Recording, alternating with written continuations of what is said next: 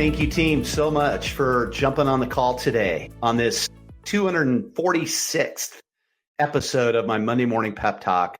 I will lay out the top 10 mistakes I see advisors make while building their businesses. After coaching, leading, and mentoring advisors over a decade plus, there are themes that I see reemerge consistently within our industry that I'm quite sure that it happens in other industries as well, right? Entrepreneurs seem to have the same challenges from industry to industry. But before I do that, before I jump into the call, I want to remind you of my professional purpose, and that is to help you, the full service, full fee advisor, optimize your productivity and help you become the best version of yourself. Why? Because happy advisors sell more real estate. And I do that by teaching you how to handle the challenges and opportunities that you face every single day. If you can effectively manage those certain situations that arise on a daily basis in your business, you will be more productive and you will live a life that is the best version of you.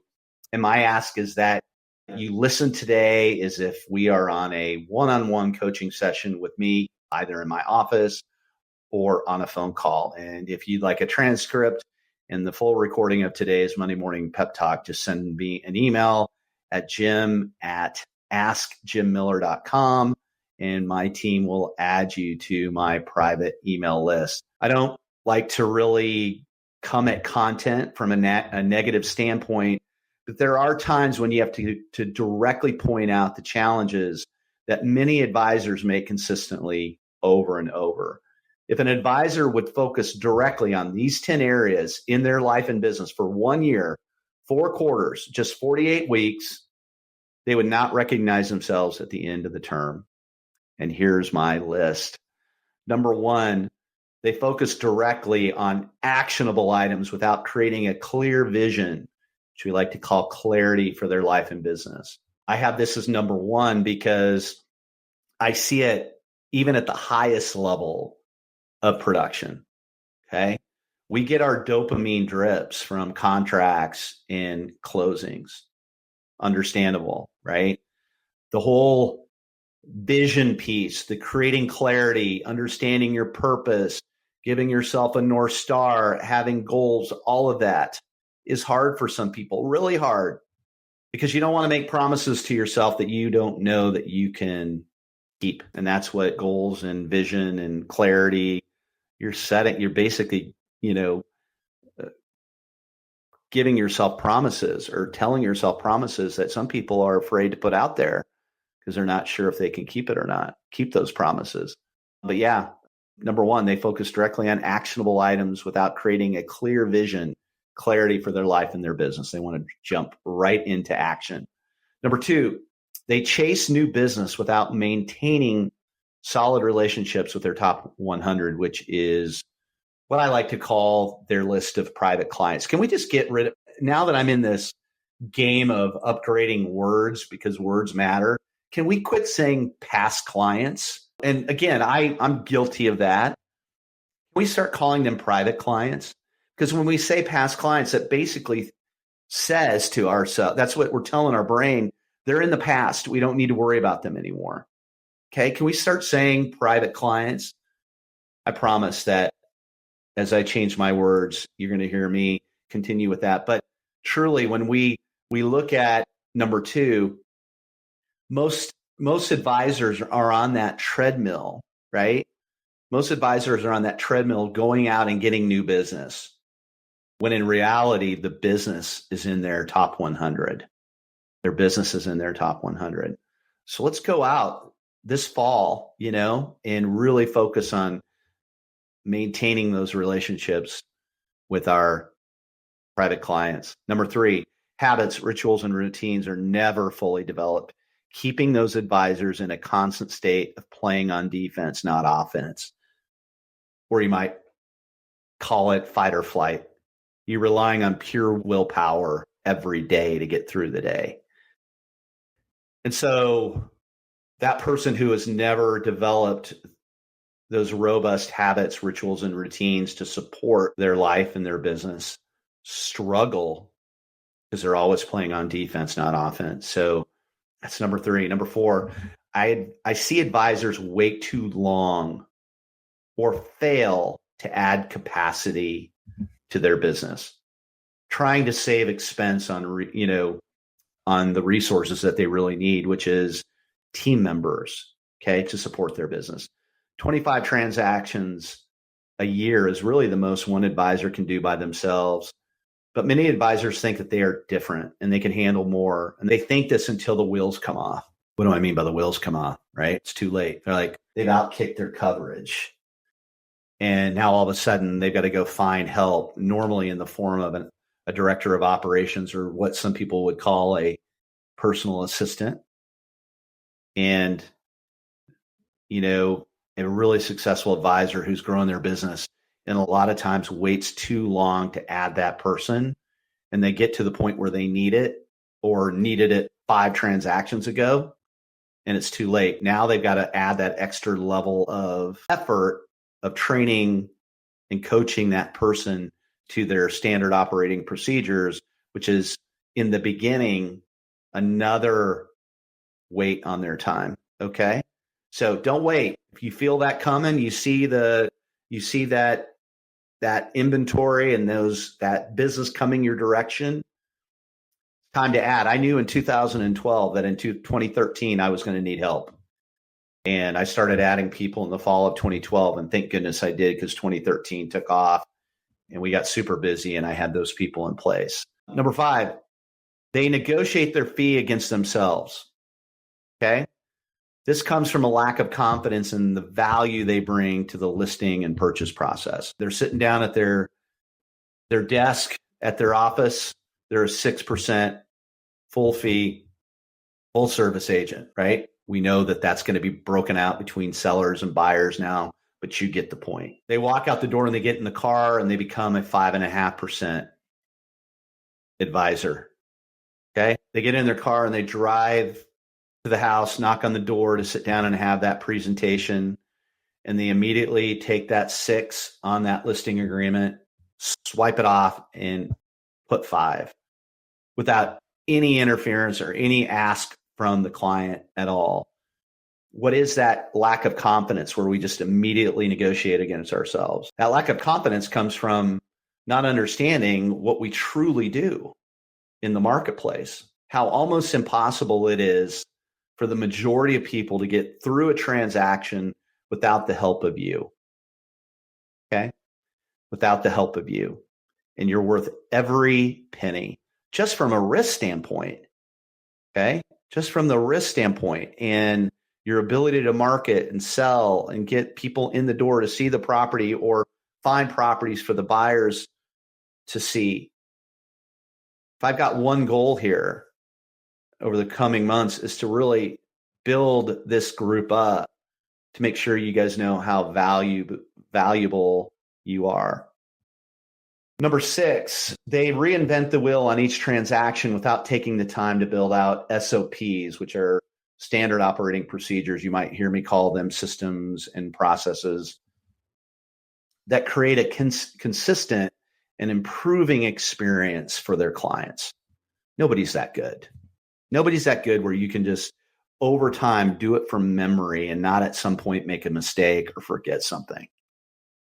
Standard operating procedures creates consistency, creates a better experience for your clients. Yet the majority of advisors, brokers, agents out there today shoot from the hip, try to reinvent the wheel every single transaction. And we wonder why we're always in fight or flight mode, because we're waking up in the middle of the night wondering what we forgot to do. Number 7, I see too big of an emphasis put on recognition, standings, leaderboards, and production lists, instead of making the competition about getting 1% better every day. There's going to be an asterisk next to production as we move into this new arena post-settlement. Production will be looked at differently.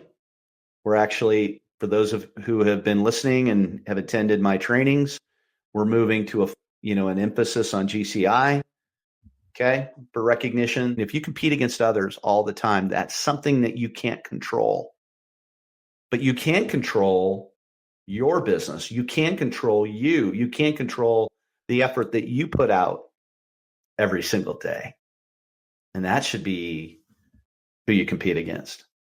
I talked about this last week, and I had a few people text me that they self-analyze themselves as a overmotivated underachiever. But that's a big one. That person that reads all the books, goes to the classes, gets designations, and takes courses, but never implements what they learn. An overmotivated underachiever. They think if they read the books, if they do all the stuff, that it's just going to happen because they have the knowledge. Okay? It's the action that attracts the business. The action attracts the business. So much so that the last 6 letters in attraction is action. Do not be an overmotivated underachiever. In fact, go back to the books that move you, that give you good guidance, that have helped you, and go back to those books and reread them over and over and over again until they settle in and you put the action in to make it happen. Okay. All right. Number 9, I see advisors failing to build in time to rest, relax, and travel. It's hard. Consider me guilty at times on that. When Lizzie goes off to college next year, I've kind of, in a way, kind of blamed it on having a school age, college or high school age child at home, why we don't travel more. That excuse is going to go away a year from now when she goes off to college. But some of us get our self-worth out of working and doing things, and it's not healthy. Puts us in fight or flight. And I'm not too proud to tell you that I struggle with that. We fail to build in time to rest, relax, and travel. Those that do are the ones I truly have respect for, that have figured it out, that make it both work. Number 10, advisors try to fit their businesses into their lives, right? They're like business first, and when I have time for family comes second, right? So I'm trying to fit my business into my life. So really, truly, what you should do is build your life and have the business and the life work together. Okay? The business and life work together. They should be right-sized to work together. This is what, when creating decision loops and decision filters to make sure you're working with the right clients in the right properties, in the right locations that fit your life, that matters. That matters. So create a business and a life, have them work together so that your clients are happy, your family's happy, everybody's happy. We are almost 50% of the way through quarter number 3, the quarter where most of the heavy lifting gets done in your business, right? When you're working, working on your business. 50% of the way through Q3, this is when we have to do our heavy lifting on those standard operating procedures, our database, all those things that drive our business. We're going to be in Q4, and that's really where we start the beginning stages of the next calendar year. So 2025, really, your mind should be on that right now as we wrap up August and go into September. You should be thinking about 2025. And for sure, by October 1 of 2024 or Q4, you should be thinking about 2025. Now, I ask you, and I want you to ask yourself, on a scale of 1 to 10, where do you rate yourself as you go through this list of 10 mistakes? Did any of them hit differently today? When I come up against questions like this, and I'm constantly asking myself questions, that 30 minutes I have with myself every morning and over that first cup of coffee, which is my thinking time, I'm asking myself these questions. And sometimes it comes down to those little pesky items on my list. And I ask myself, is this necessary? Do I need to do this?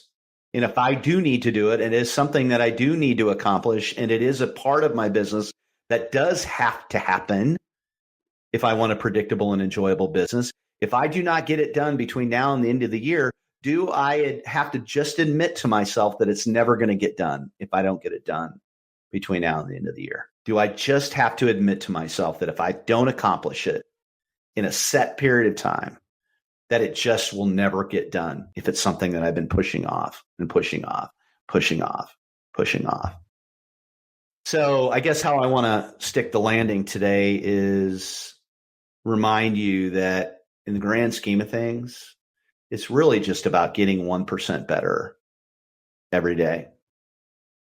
And if you do that, every item on this list can turn from an anchor weighing you down, to a sail that's going to push you forward. On the email that I'm going to send out next Monday, when this version comes out, is a video of James Clear, who wrote Atomic Habits. And he explains in this very quick 4 to 5 minute video of the power of getting 1% better. So simple, yet so hard for most of us to do. And I gave you 10 on the list today of items that, if focused on, you would not recognize yourself in a year if you got them all done. And I'm fired up that you were here today. Thank you so much. We'll get back at it again next week. Thank you, team.